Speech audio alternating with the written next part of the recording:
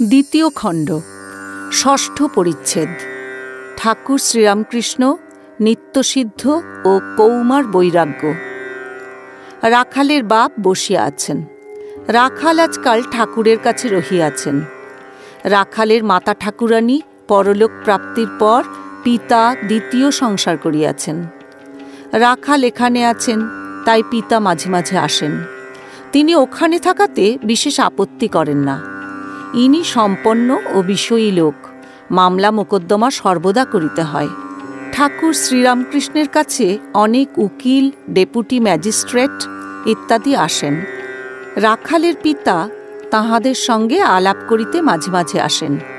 তাহাদের নিকট বিষয়কর্ম সম্বন্ধে অনেক পরামর্শ পাইবেন। ঠাকুর শ্রীরামকৃষ্ণ মাঝে মাঝে রাখালের বাপকে দেখিতেছেন। ঠাকুরের ইচ্ছা রাখাল তাঁর কাছে দক্ষিণেশ্বরে থাকিয়া যান। শ্রীরামকৃষ্ণ রাখালের বাপ ও ভক্তদের প্রতি, আহা, আজকাল রাখালের স্বভাবটি কেমন হয়েছে! ওর মুখের দিকে তাকিয়ে দেখো, দেখতে পাবে মাঝে মাঝে ঠোঁট নড়ছে। অন্তরে ঈশ্বরের নাম জপ করে কিনা, তাই ঠোঁট নড়ে।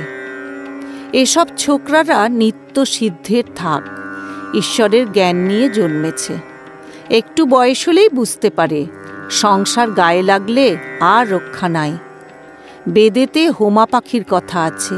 সে পাখি আকাশেই থাকে, মাটির উপর কখনো আসে না। আকাশেই ডিম পাড়ে, ডিম পড়তে থাকে, কিন্তু এত উঁচুতে পাখি থাকে যে পড়তে পড়তে ডিম ফুটে যায়। তখন পাখির ছানা বেরিয়ে পড়ে, সেও পড়তে থাকে, কিন্তু তখনও এত উঁচু যে পড়তে পড়তে ওর পাখা ওঠে ও চোখ ফোটে। তখন সে দেখতে পায় যে আমি মাটির উপর পড়ে যাব, মাটিতে পড়লেই মৃত্যু। মাটি দেখাও যা, অমনি মার দিকে চোঁচা দৌড়, একবারে উঠতে আরম্ভ করে দিল, যাতে মার কাছে পৌঁছতে পারে।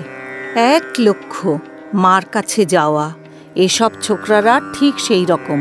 ছেলেবেলায় সংসার দেখে ভয়, এক চিন্তা, কিসে মার কাছে যাব, কিসে ঈশ্বর লাভ হয়। যদি বলো বিষয়ীদের মধ্যে থাকা, বিষয়ীদের ঔরসে জন্ম, তবে এমন ভক্তি, এমন জ্ঞান হয় কেমন করে?